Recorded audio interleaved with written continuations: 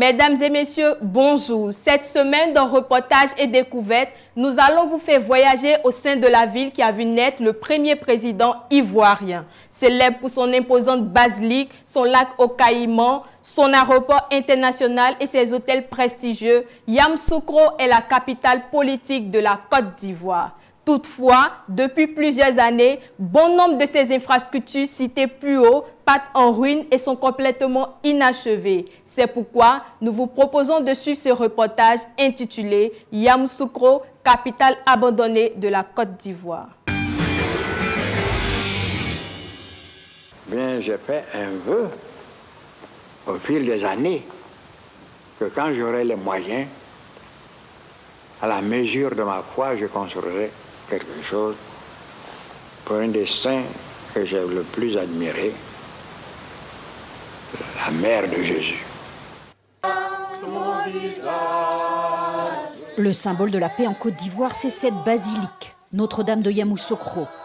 Lieu fervent de la foi en Afrique, elle inspire les catholiques du monde entier. Comme ce groupe, les Pèlerins de la Paix, une chaîne de prières venue de tout le continent qui se retrouve tous les ans dans ce lieu saint, inauguré il y a presque 30 ans. 30 ans et pas une seule rayure sur les 8400 mètres carrés de vitraux. Les bancs qui pourraient accueillir 7000 fidèles sont souvent vides, mais les gardiens du temple, toujours présents. Et nous sommes rassemblés au nom du Père et du Fils et du Saint-Esprit. La basilique a été offerte au Vatican et le maître des lieux le voilà.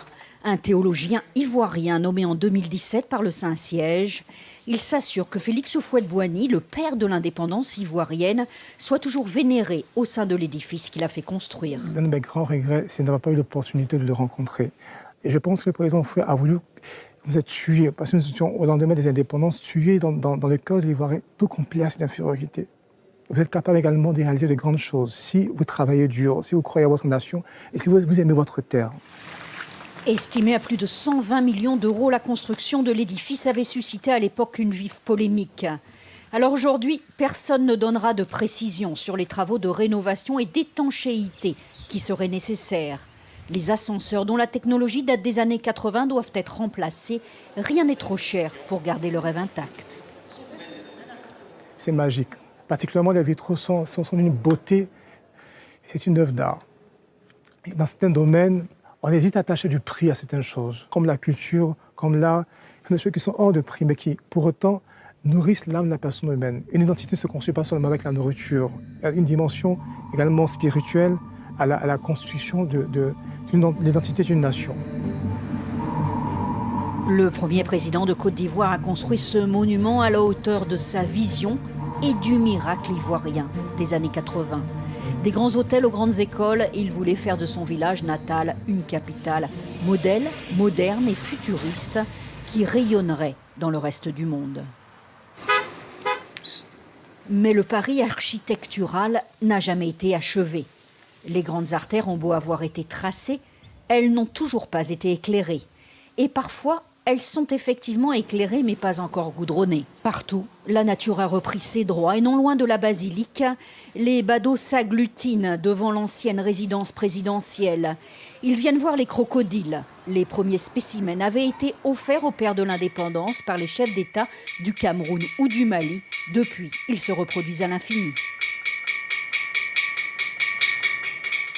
Adama les connaît depuis 15 ans. Il les appelle par leur nom, commandant, capitaine ou chef de cabinet.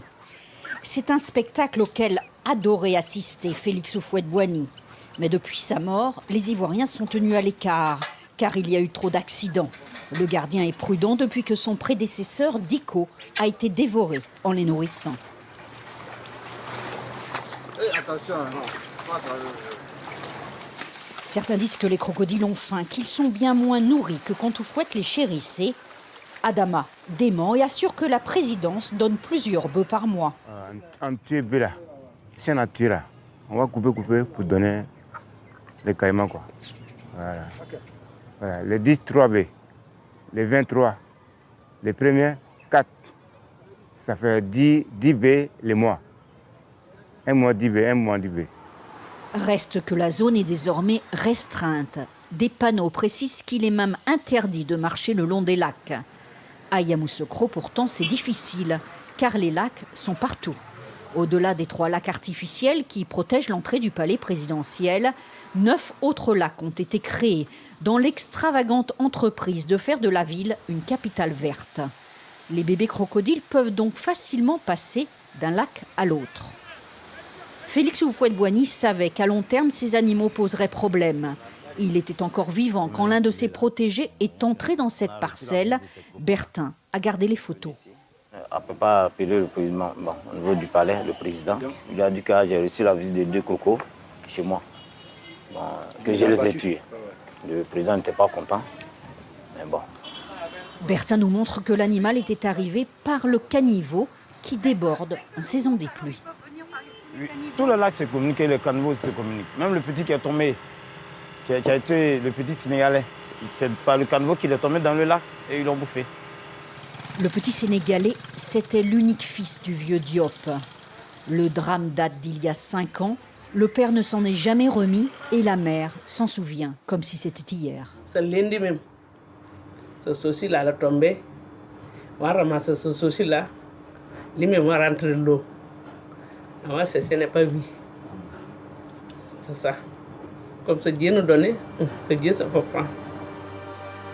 Combien sont-ils à avoir été tués ou blessés par les crocodiles?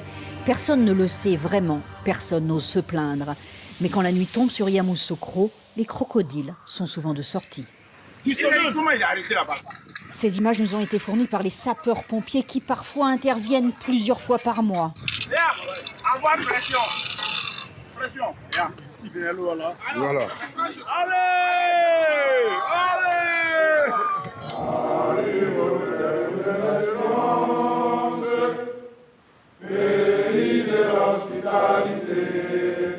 Les soldats de la 5e compagnie de Yamoussoukro sont de véritables héros et leur capitaine les tient opérationnels à tout moment. Normalement, vous savez que les bottes, c'est pour les feux. C'est ça, non? Voilà, de grâce. Ceux qui ont les bottes là, le jour n'est pas de service. Donc il faut vous trouver d'autres chaussures. Les feux pourtant sont exceptionnels. Ces troupes sont celles qui interviennent le moins dans le pays. L'essentiel de leur travail consiste à évacuer les accidentés de la route et à récupérer les crocodiles en vadrouille. Au fil des ans, ils ont développé plusieurs techniques.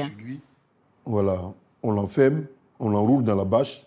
Maintenant, la difficulté, c'est comment il faut retirer la corde autour de lui. Donc c'est là, vous allez voir, c'est là, on décide tous de s'asseoir sur lui, tout le monde assis. Mais ces interventions sont dangereuses. Les responsables ont adressé en octobre une lettre au gouverneur lui demandant de prendre des mesures concrètes pour protéger les populations. Donc il faut mettre des grilles non oxydables sur tous les trous qui relient les lacs de l'extérieur par des caniveaux. Il y aurait 300 000 crocodiles à Yamoussoukro. On n'ose pas les tuer car les marabouts leur confèrent des vertus mystiques. Mais le gouverneur de la ville a promis de faire les travaux réclamés par les sapeurs-pompiers. Augustin Thiam avait même jadis choqué les résidents en proposant d'abattre ces crocodiles pour lutter contre la surpopulation. Les gens croient que ce sont les crocodiles qui sont sacrés. C'est l'esprit de l'eau. L'esprit qui est dans l'eau, c'est lui qui est sacré. Et Houphouët-Boigny, il n'était pas fasciné par les crocodiles. Lui aussi adorait l'esprit de l'eau, parce qu'il était animiste avant de devenir chrétien. Le gouverneur sait de quoi il parle, car il est aussi le petit-neveu de Félix Houphouët-Boigny et chef traditionnel baoulé. Il connaît bien cette résidence. Il y a une espèce d'accord tacite entre les pouvoirs politiques et la famille. Il nous laisse y venir. Éventuellement, si nous voulons dormir dedans, il nous laisse dormir dedans. C'est l'État de Côte d'Ivoire qui aujourd'hui en est propriétaire. Et c'est lui qui en assure le maintien, l'entretien, depuis la mort de Félix Houphouët-Boigny. Et tous les présidents successifs, de Gbagbo à Ouattara, ont fait face à cette dépense, disons, à cette charge financière. À charge également la plantation familiale, dont l'arbre qui était au cœur du village natal d'Houphouët-Boigny. Le gouverneur est conscient qu'à l'extérieur de ce complexe luxueux, les infrastructures de la ville s'effondrent. Le budget d'investissement même du district est à peine supérieur à 1 million d'euros. C'est insuffisant. Et vu l'état dans lequel se trouve Yamoussoukro, je crois que la ville de Yamoussoukro a besoin d'un plan d'urgence spécifique pour reprendre les routes de Yamoussoukro, pour redonner à Yamoussoukro son lustre d'antan. Symbole de ce luxe suranné, la Fondation pour la paix, qui n'a jamais été terminée. Il y aurait dû y avoir un musée, des logements. Le pays a manqué d'argent, mais les oufouettistes continuent d'entretenir les jardins. On va faire les tracés et puis on va attendre peut-être la saison des pluies pour planter. Historien de renom, le professeur Loukou est en charge du centre de recherche pour la paix. Il s'assure que les lustres, les bois précieux et les marbres roses restent en parfait état. Heureusement que c'est du marbre, sinon ça aurait été difficile de faire l'entretien. Par exemple, les grands piliers, il n'y a même pas besoin de les nettoyer tous les jours. Voilà. On passe tout juste la serpillière sur le sol. Félix Houphouët-Boigny voulait construire pour l'éternité comme sous l'Antiquité. Mais sa vision est restée sur le papier. Ça, c'est le plan de la capitale tel que conçu par Félix Houphouët-Boigny. Alors, pour le moment, il y a les routes qui ont été tracées, qu'il ne reste plus qu'à construire les bâtiments. Avec tous les investissements qui ont été déjà faits à Yamoussoukro, ce serait vraiment dommage qu'on ne puisse pas poursuivre dans la vision d'Houphouët. Et en même temps, vous avez dû voir Abidjan qui est vraiment saturé malgré les gros investissements qui y sont faits. Il faut véritablement décentraliser. Au-delà des lieux, il y a la mémoire collective. Dessins animés, journées portes ouvertes, ouvrages politiques, tout est fait pour que la jeunesse n'oublie pas. Le professeur va même régulièrement dans les écoles pour animer des conférences. Houphouët est élu premier président de la Côte d'Ivoire et il va le rester de 1960 à sa mort en 1993. Un petit livre était offert aux écoliers qui, pour beaucoup, n'avaient jamais entendu parler de Félix Houphouët-Boigny. Comment le président Félix Houphouët-Boigny a-t-il pu gérer la Côte d'Ivoire sans qu'il n'y ait de guerre? Ces enfants n'ont comme référence que la guerre civile de 2011. Leur ville porte les cicatrices des conflits armés et de ses conséquences économiques. Si Félix Houphouët-Boigny abhorrait le multipartisme, les Ivoiriens aujourd'hui vivent au gré des élections. La Côte d'Ivoire a changé. Yamoussoukro reste la capitale du pays baoulé, mais les équilibres ethniques et religieux ont été bouleversés. Le tout-puissant chef baoulé n'est plus forcément la référence politique à Yamoussoukro.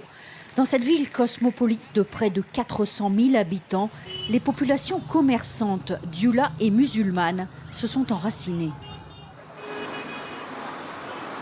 Ancien entrepreneur, homme politique à ses heures, le vieux Koulibaly a consacré sa vie à construire la capitale. Sinon, on dit que Houphouët était bon. Houphouët n'était pas bon. Houphouët n'était pas bon. Et ceux qui entouraient Houphouët n'étaient pas bons non plus. Le village là, Houphouët avait construit le village là pour ses parents. C'était social. Il a fait ça pour ses frères baoulés. Même si tu étais l'autre race dans le village, on ne te donnait pas. Même moi qui ai construit le village, moi, il n'a pas gagné un dans le village là. Je me suis opposé un jour, j'ai dit je vais prendre un monde en réfugié. Il assure que les relations entre Baoulé et Dioula, qui s'étaient envenimées pendant la guerre, sont aujourd'hui apaisées. Mais comme son ami Morgan, il a conscience que le luxe de Yamoussoukro ne profite qu'à l'élite. Le terrain de golf, par exemple, 130 hectares au cœur de la ville, est à peine utilisé. Heureusement que dans l'une des salles, quelques gamins viennent pratiquer le taekwondo. Les Ivoiriens sont champions olympiques dans ce sport et Morgan, qui a créé cette salle en 2001, est fier de promouvoir Yamoussoukro dans un domaine tout à fait inattendu. Après le football, le taekwondo est l'une des fédérations les mieux organisées et les mieux outillées. D'abord, c'est un sport de masse. Ça ne coûte pas grand-chose. Pour avoir un dobok, une tenue de taekwondo, c'est 15 000 francs à la rigueur. Deuxièmement, on peut créer un club partout, dans les écoles. Et on a de nombreux ceintures noires qui sont formés déjà, depuis plus de 30 ans. C'est aussi pour lui l'occasion de sortir les enfants de leurs conditions, comme cette jeune fille particulièrement talentueuse. À 16 ans, Aminat est vice-championne de Côte d'Ivoire. Morgan espère la faire arriver au plus haut. Élève en classe de seconde, elle étudie la comptabilité. Mais les médailles qu'elle a gagnées l'an dernier lui paraissent plus prometteuses que les grandes écoles créées par Félix Houphouët-Boigny. Je pense bien que ma vie est ailleurs.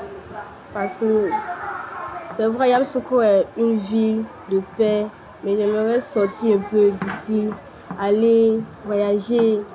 Je n'aimerais pas rester ici seulement. Le rêve d'Houphouët était de placer son village natal sur la carte du monde. 25 ans après, la capitale a toujours deux visages et ses habitants ont parfois l'impression de vivre dans une extraordinaire carte postale. Reçois l'Esprit Saint si tu aimes vraiment. On bouge pas trop. Chante.